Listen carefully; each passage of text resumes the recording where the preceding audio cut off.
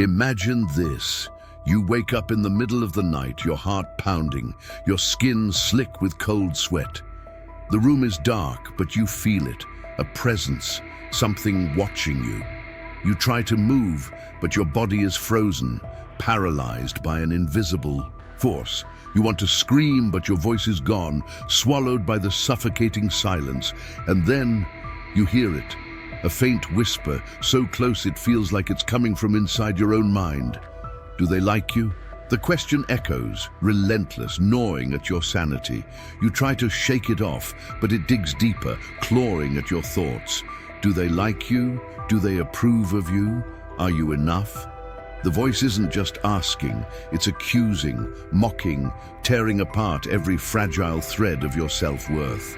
You realize with a sinking dread that this isn't just a nightmare. This is your reality. You've spent your life chasing approval from your parents, your friends, your boss, strangers on the internet. You've molded yourself into whatever they wanted, sacrificing pieces of yourself along the way. But no matter how much you give, it's never enough. The whispers grow louder, more insistent, until they're all you can hear. What if this isn't just your story? What if this is the story of humanity itself? A species addicted to approval, driven by an insatiable need to be liked, validated, accepted. What if this need isn't just a quirk of human nature, but a trap, a prison designed to keep us enslaved? And what if somewhere in the shadows, something is watching, feeding on our desperation, growing stronger with every like, every compliment, every fleeting moment of validation? The question lingers, heavy and unanswerable. Why are you addicted to approval? But the real question, the one that chills you to your core, is this: what happens when the approval stops? The need for approval is not just a personal flaw. It's a universal human condition, woven into the fabric of our psyche. Carl Jung called it the persona, the mask we wear to present ourselves to the world. But beneath that mask lies the shadow, the part of us we hide because we fear it will be rejected. Jung warned that the more we suppress our shadow, the more it controls us, whispering doubts and insecurities that drive us to seek validation from others. Friedrich Nietzsche saw this need for approval as a symptom of a deeper sickness, a society that values conformity over individuality.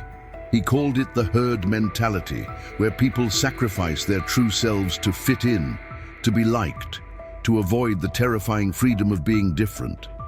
Nietzsche's words cut like a knife. In individuals, insanity is rare, but in groups, parties, nations, and epochs, it is the rule.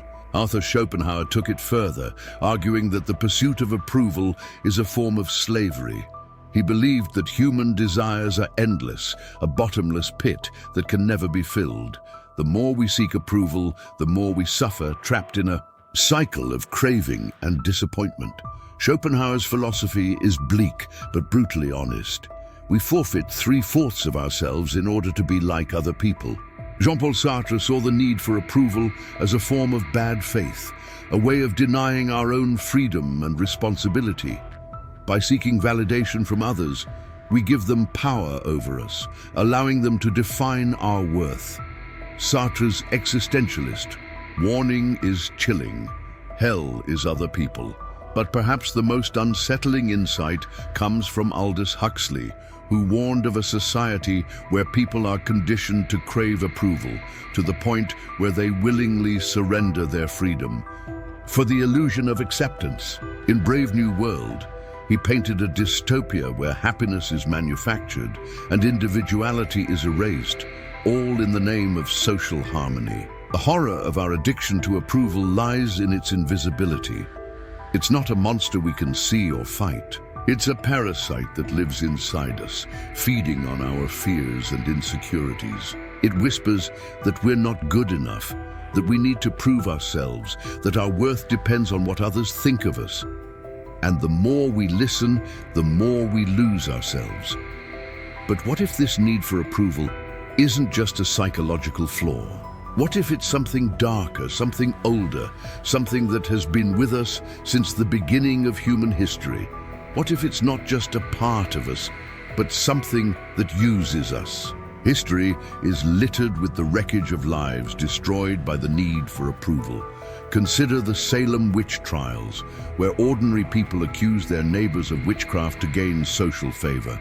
Or the rise of totalitarian regimes, where millions surrendered their individuality to avoid persecution and gain the approval of the state.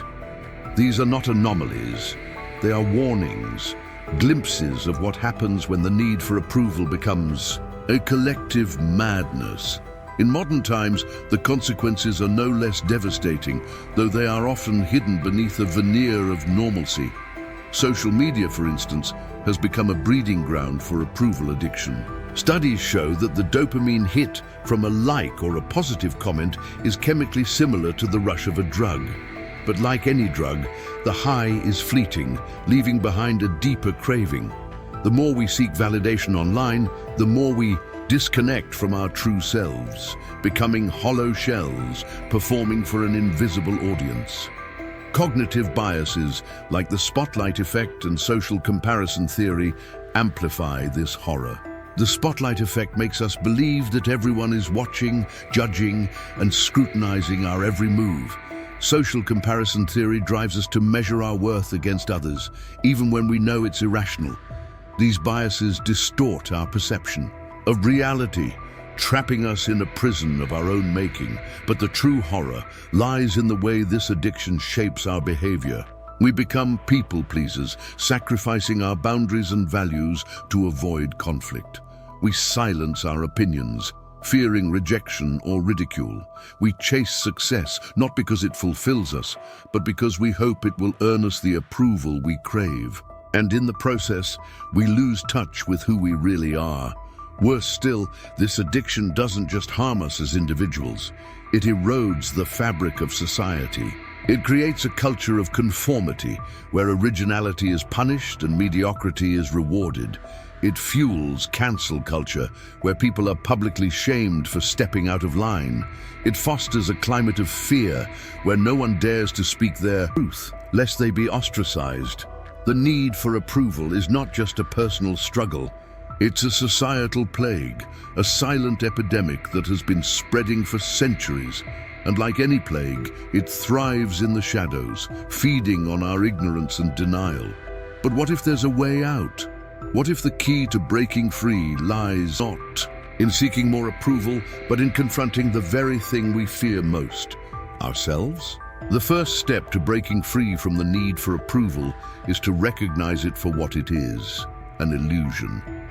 Viktor Frankl, a Holocaust survivor and psychiatrist, wrote extensively about the human search for meaning.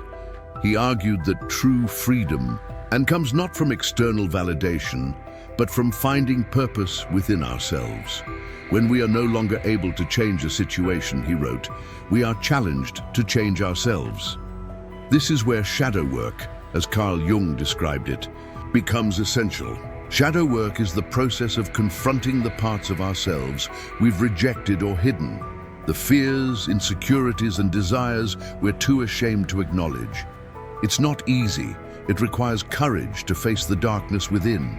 But only by integrating our shadow can we stop seeking validation from others and start finding it within ourselves. Friedrich Nietzsche's concept of amor fati, love of fate, offers another path to liberation. Instead of resisting our flaws and failures, we can embrace them as part of our journey. Nietzsche believed that true strength comes from accepting ourselves fully, without apology or compromise. Become who you are, he urged, a call to authenticity that defies the need for approval. Jean-Paul Sartre's existentialism also provides a way out. By recognizing that we are fundamentally free, we can take responsibility for our choices and stop relying on others to define our worth. Sartre's famous declaration, "Existence precedes essence," reminds us that we create our own meaning through our actions, not through the opinions of others. But breaking free from approval addiction isn't just a philosophical exercise, it's a practical one. It requires setting boundaries, saying no, and prioritizing our own needs over the expectations of others. It means embracing discomfort, facing rejection, and learning to be okay with not being liked. History offers examples of those who dared to defy the need for approval. Figures like Socrates, who drank hemlock rather than betray his principles, or Rosa Parks, who refused to give up her seat on the bus, remind us that true courage lies in standing alone.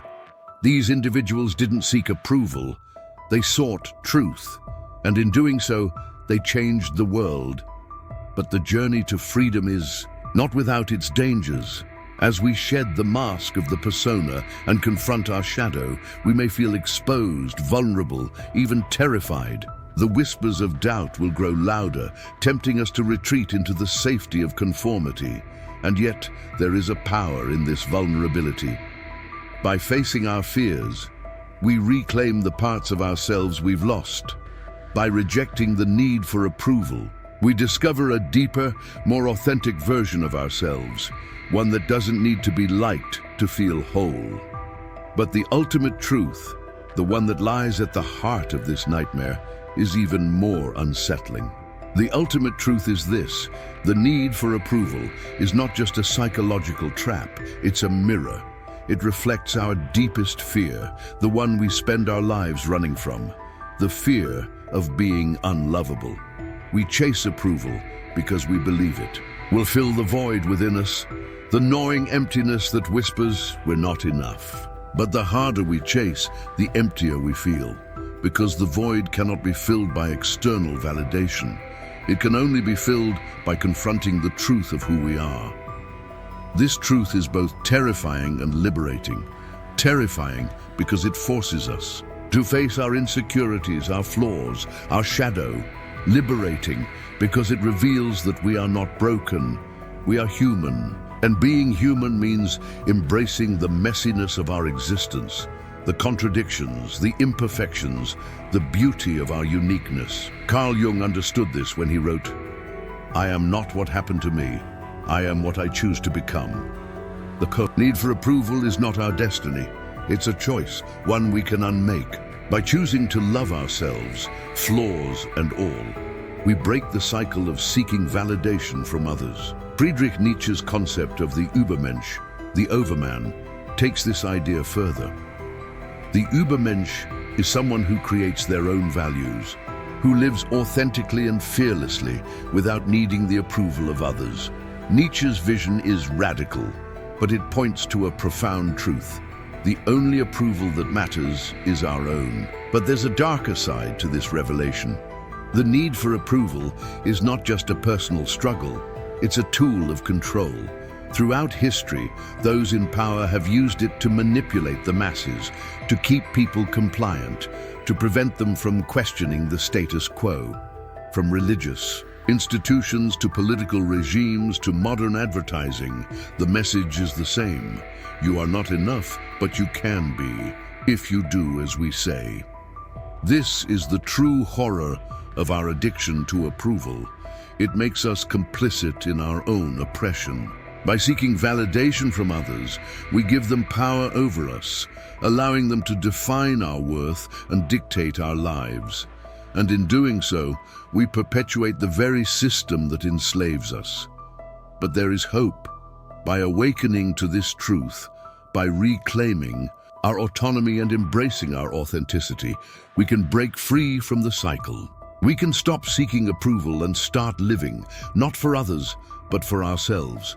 The journey is not easy.